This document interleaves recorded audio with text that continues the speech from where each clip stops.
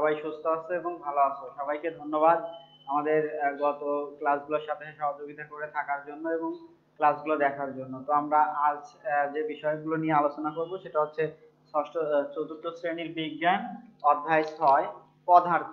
আমাদের এই অধ্যায়টার মূল বিষয় হচ্ছে পদার্থ। তাহলে আমরা এখানে আহ, আলোচনা করব আজকে হচ্ছে পদার্থ নিয়ে, যে পদার্থ কি, পদার্থ কিভাবে গঠিত হয়, পদার্থের বৈশিষ্ট্য কি, এই বিষয়গুলো আমরা বিস্তারিত আলোচনা করব। তো প্রথমে যেটা আমরা বলতে চাই যে আমাদের চারপাশে যা কিছু আছে তা কিন্তু প্রত্যেকটাই এক একটা, দেখো, পদার্থ। আমাদের চারপাশে আমাদের চারপাশে নানান নানান বস্তু দেখতে পাই। তো যেমন চেয়ার, টেবিল, খাতা, কলম, বই ইত্যাদি। তো প্রিয় শিক্ষার্থীরা একটু লক্ষ্য করো যে আমাদের চারপাশে নানান ধরনের বস্তু দেখতে পাই আমরা, এই যেমন চেয়ার, টেবিল, খাতা, কলম, বই, এছাড়াও অনেক কিছু আমরা দেখতে পাই, জামা কাপড়, ধুলোবালি, গাছপালা, নদী নালা, সবগুলোই, সকল বস্তুই কিন্তু এক একটা পদার্থ। এগুলো সবগুলোই কিন্তু এক একটা আলাদা আলাদা পদার্থ। প্রত্যেকটা জিনিসই পদার্থ দিয়ে গঠিত, পদার্থ অতি সূক্ষ্ম কণা দিয়ে গঠিত। তো পদার্থের বৈশিষ্ট্য সম্পর্কে আমরা আজকে জানবো, যে পদার্থের বৈশিষ্ট্য। পদার্থের পদার্থের বৈশিষ্ট্য। দেখো, পদার্থের বৈশিষ্ট্য সম্পর্কে যদি আমরা বলতে যাই তাহলে যে কথাগুলো আমাদের প্রথমে আসে, ওজন, আয়তন, আকার। ওজন, ওজন, আয়তন, আকার। এছাড়াও আমরা বলতে পারি আকৃতি, আকৃতি ইত্যাদি। এগুলো পদার্থের বৈশিষ্ট্য। দেখো, আমরা যেটা যদি বলি যে পদার্থের ওজন আছে, পদার্থের আয়তন আছে, পদার্থের আকার আছে, আকৃতি আছে। যেমন আমার হাতে একটা ডাস্টার, এই ডাস্টারটা আমাদের, দেখো, এর নির্দিষ্ট একটা আকার আছে, আয়তন নির্দিষ্ট একটা জায়গা দখল করে। এখানে যদি আমি রাখি তাহলে এই যে এটার আকৃতি, আকার, আয়তন এবং এর কিন্তু নির্দিষ্ট একটা ওজন আছে। তো এই যে একটা পদার্থ, এটা একটা পদার্থ। তাহলে পদার্থের বৈশিষ্ট্য যদি আসে পরীক্ষায় যে পদার্থের বৈশিষ্ট্যগুলো কি কি লেখো, তাহলে পদার্থের বৈশিষ্ট্যগুলো আমরা এভাবে লিখবো যে পদার্থের আকার আছে, পদার্থের আয়তন আছে, এগুলো আলাদা আলাদা এক একটা বৈশিষ্ট্য হতে পারে। পদার্থের ওজন আছে, আকার আছে, আয়তন আছে। এই যে আকার, আকৃতি, আয়তন, ওজন, এগুলো হচ্ছে পদার্থের এক একটা আলাদা আলাদা বৈশিষ্ট্য। তাহলে আমরা বৈশিষ্ট্যগুলো এভাবে লিখে দিতে পারি। তো পদার্থের তিনটি অবস্থা আছে, পদার্থের তিনটি অবস্থা আছে। দেখো যে কঠিন, কঠিন, কঠিন, তরল ও বায়বীয়। কঠিন, তরল, বায়বীয় পদার্থের বৈশিষ্ট্য। পদার্থের আহ, অবস্থা, তিনটি অবস্থা, তিনটি অবস্থা। দেখো, কঠিন, তরল, বায়বীয়, এই যে তিনটি অবস্থা, কঠিন, তরল, বায়বীয়, তো এদের কিন্তু এক একটার বৈশিষ্ট্য এক এক রকম। দেখো, কঠিন পদার্থ যেটা শক্ত, এটাকে তরলে পরিণত করতে হলে তাপ প্রয়োগ করতে হয়। এটা শক্ত জিনিস, এটা যেমন এটা একটা কঠিন পদার্থ, এটাকে সহজে কিন্তু আঘাত করলে ভাঙবে না এবং এটা নির্দিষ্ট আকার দেখা যাচ্ছে। এটা কঠিন পদার্থ যার নির্দিষ্ট আকার, আয়তন, আকৃতি সবকিছুই আছে। এটা কঠিন পদার্থের বৈশিষ্ট্য। এরপর তরল পদার্থ, এর নির্দিষ্ট আয়তন আছে, দেখো, নির্দিষ্ট আকার নাই। তরল পদার্থ আমরা যখন যে পাত্রে রাখবো তখন সেই পাত্রের আকার ধারণ করবে।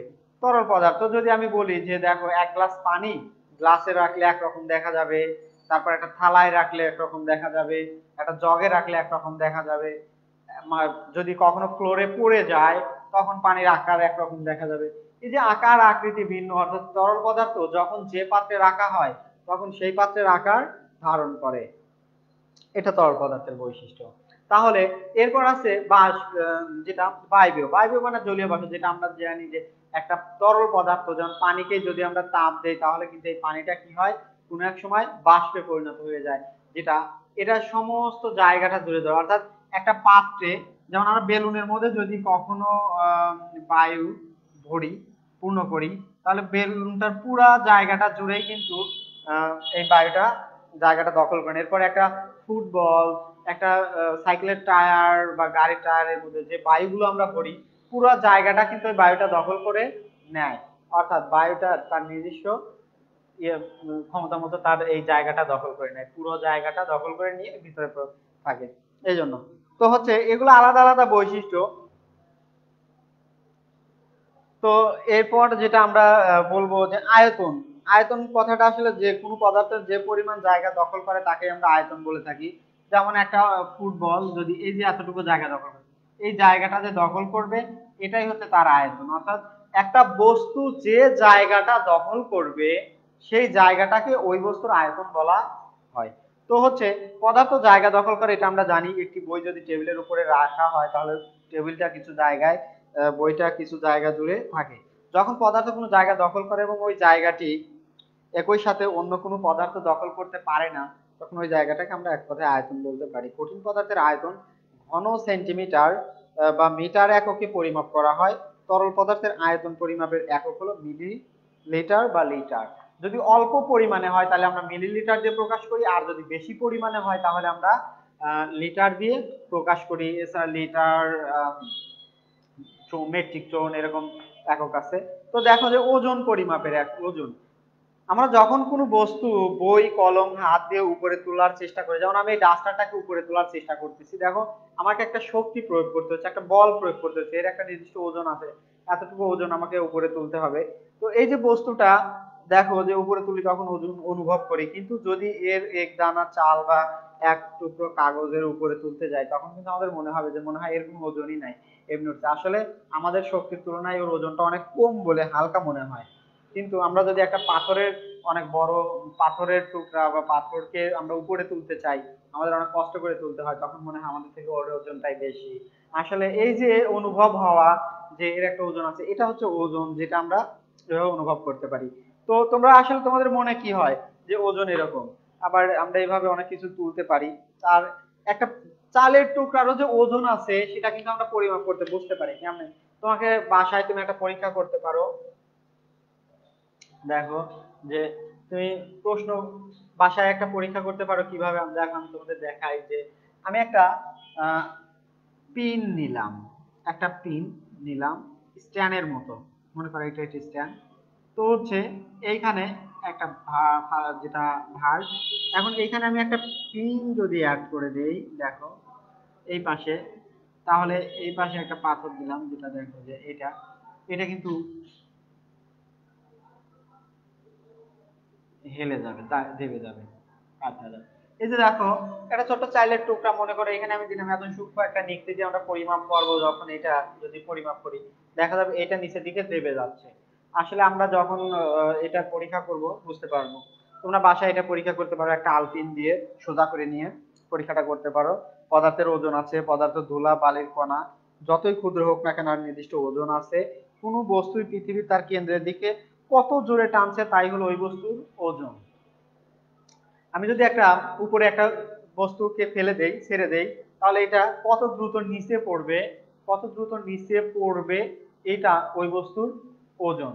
কতটুকু জোরে পড়বে সেটা আমরা লক্ষ্য করি। কোন বস্তু পৃথিবীর তার কেন্দ্রের দিকে কত জোরে টানছে তাই হলো বস্তুর ওজন। আমরা দাঁড়িপাল্লা বা নিক্তি ব্যবহার করে ওজন পরিমাপ করতে পারি। ওজনের একক হচ্ছে কিলোগ্রাম বা গ্রাম। আমরা আগে বলেছি যে অল্প পরিমাণে হলে যেটা হচ্ছে গ্রাম, বেশি পরিমাণে যদি হয় সেটা হচ্ছে কিলোগ্রাম। তো দেখো বায়ু কি, আমরা জানি যে বায়ু কিন্তু দেখা যায় না, বায়ু কিন্তু দেখা যায় না। বায়ু যদি দেখা যেত তাহলে আমরা রাস্তায় কিন্তু চলাচল করতে পারতাম না, এজন্য বায়ুটা দেখা যায় না। তো দেখো যে এইখানে বায়ু যখন প্রবাহিত হয় তখন আমরা তা অনুভব করতে পারি। গাছের ডালপালা ও পাতার নড়াচড়া দেখতে আমরা বুঝতে পারি যে বায়ু প্রবাহিত হচ্ছে, এর বৈশিষ্ট্য। তো বায়ুটা আমরা কিভাবে পরীক্ষা করতে পারি? তোমরা বাসায় একটা প্লেটের মধ্যে কিছু পানি নাও বা একটা থালার মধ্যে কিছু অংশ পানি নাও, পানি নিয়ে একটা প্লেটের মধ্যে কিছু অংশ পানি নিলাম, কিছু অংশ পানি নিয়ে তাতে একটা গ্লাস যদি তুমি উপর করে রেখে দাও, দেখো এই গ্লাসটা কিছু সময় পর যদি তুমি এখানে কাত করে ছেড়ে দাও, এইখানে দেখবে এই গ্লাস থেকে বুদবুদ আকারে বায়ু বের হচ্ছে। এই গ্লাসের মধ্যে পানি যাওয়ার জন্য ভিতর থেকে বায়ুটা বের হয়ে আসছে, বুদবুদ আকারে বের হয়ে আসছে। এটা তোমরা পরীক্ষা করতে পারো। অথবা একটা ঠিলা বা একটা জগ যদি তুমি নদীর তীরে কখনো গোসল করতে যাও, এটা পানির মধ্যে ডুবায়া ধরে একটু কাত করলে দেখবে উপরে বায়ু বের হয়ে আসছে। তো আসলে কি আমরা যখন বায়ুর উপরে যখন জগটা বা এই কলসটা আমরা দেখলাম, তখন কি আসলে পানি বায়ু দেখতে পাচ্ছিলাম? কখনোই না। কিন্তু যখন পানি থেকে এটা বের হচ্ছে তখন আমরা বুঝতে পারতেছি যে বায়ু বের হচ্ছে, আসলে বায়ু আছে। তো আমরা এই যে পৃথিবীতে আমরা যে দাঁড়ায় আছি, এটাও কিন্তু আমাদের চতুর্দিক থেকে বায়ু আমাদের চাপ দিয়ে রাখছে, তাই জন্য কিন্তু আমরা দাঁড়ায় থাকতে পারছি, নাহলে একদিকে। যেমন আমরা যখন ঝড় ওঠে তখন কিন্তু একদিকে পড়ে যেতে চাই, কারণ বায়ু তখন একদিকে জোরে বয়। তো হচ্ছে এই যে বায়ু আছে এটা অনুভব করা যায় কিন্তু দেখা যায় না। এটা তোমাদের প্রশ্ন আসতে পারে। আহ, তো হচ্ছে এরপর আমরা যে বিষয়টা যে আমরা জানি যে বায়ু পূর্ণ একটি গ্লাস টি যদি পানির নিচে কাত করি, তাহলে কিছুক্ষণ পর দেখা যাবে যে বায়ুটা বের হচ্ছে কাত করার কারণে। এটা আমরা বললাম পরীক্ষাটা। তো প্রিয় শিক্ষার্থী, অবশ্যই বায়ুর তিনটা বৈশিষ্ট্য যদি পরীক্ষায় আসে যে বায়ুর তিনটা বৈশিষ্ট্য আলোচনা করো, তাহলে কিন্তু আমরা এটা করতে পারবো যে বায়ুর ওজন আছে, বায়ু জায়গা দখল করে, এগুলো বৈশিষ্ট্য আমরা দিতে পারি। এরপর আমাদের প্রশ্ন আসতে পারে বস্তুর ওজন বলতে কি বোঝায়? যে একটি বস্তুকে উপর থেকে ছেড়ে দিলে পৃথিবী যে টানে বলে তাকে আকর্ষণ করে, সেটাই হচ্ছে বস্তুর ওজন। বস্তুর আয়তন বলতে কি বোঝায়? একটি বস্তু তার যতটুকু জায়গা দখল করে ততটুকুই হচ্ছে সেটা বস্তুর আয়তন। তো হচ্ছে প্রশ্নগুলো আসতে পারে যে পদার্থ কি? পদার্থ হচ্ছে সূক্ষ্ম কণা দ্বারা গঠিত একজন যে পদার্থ। আমাদের চারপাশে যত বস্তু দেখতে পাই সকল বস্তুই এক একটা আলাদা আলাদা পদার্থ দিয়ে গঠিত, এটা আমরা জানি। পরীক্ষার সাহায্যে আমরা কিভাবে প্রমাণ করতে পারি যে আমাদের চারপাশে বায়ু আছে? যেটা আমরা বললাম যে একটা গ্লাস পানি নাও, একটা খালি গ্লাস নাও, নিয়ে একবার একটা পানির টব নিতে পারো, যে কোনো একটা পানির বিষয় নিতে পারো, থালা নিয়ে তার মধ্যে গ্লাসটাকে ভিতরে ডুবায়া একটু কাত করো, তাহলে উপর দিকে দেখবে বুদবুদ আকারে উঠে আসছে। এই পরীক্ষার মাধ্যমে আমরা এই পরীক্ষাটা করতে পারি, প্রশ্নগুলোর অ্যান্সার করতে পারি। তো অবশ্যই তোমরা এই প্রশ্নগুলোর অ্যান্সার করার চেষ্টা করবে এবং ভালো পরীক্ষা দেওয়ার চেষ্টা করবা। যেহেতু সবাই তোমরা বাসায় এখন পরীক্ষা দিচ্ছ, তো পরীক্ষার প্রশ্নগুলো ভালোভাবে উপস্থাপন করো। ছোট প্রশ্নগুলো ধারাবাহিকভাবে লেখো, বড় প্রশ্নগুলো ধারাবাহিকভাবে লেখো। এখন যতটুকু প্রশ্ন যেভাবে অ্যান্সার করলে তোমাদের অ্যান্সার পরিপূর্ণ হবে সেভাবে অ্যান্সার করো। আর অবশ্যই এটা মনে রাখবে যে অ্যান্সার করতে আমরা প্রশ্নের মান অনুযায়ী অ্যান্সার করার চেষ্টা করব। কোনো প্রশ্নের মান কম বেশি করব না। 5 মার্কের মার্ক আমরা কখনোই ছোট করে 1 লাইন 2 লাইন অ্যান্সার করবো না, আবার 1 লাইনে 1 মার্কের প্রশ্নের কখনো 4-5 লাইন অ্যান্সার করতে যাব না। যার যতটুকু প্রয়োজন ঠিক ততটুকু অ্যান্সার করব। এতে প্রশ্নের ধারাবাহিকতা ভালো থাকবে, মান ভালো থাকবে খাতার, এবং খাতার মার্জিন টেনে নিবে অবশ্যই, এটা কিন্তু খুবই গুরুত্বপূর্ণ। এবং হচ্ছে খাতার উপস্থাপনাটা যেন তোমার খুবই সুন্দর হয়, ভালো হয়। এই এতে আমার ক্লাস শেষ করছি। সবাইকে ধন্যবাদ। আসসালামু আলাইকুম।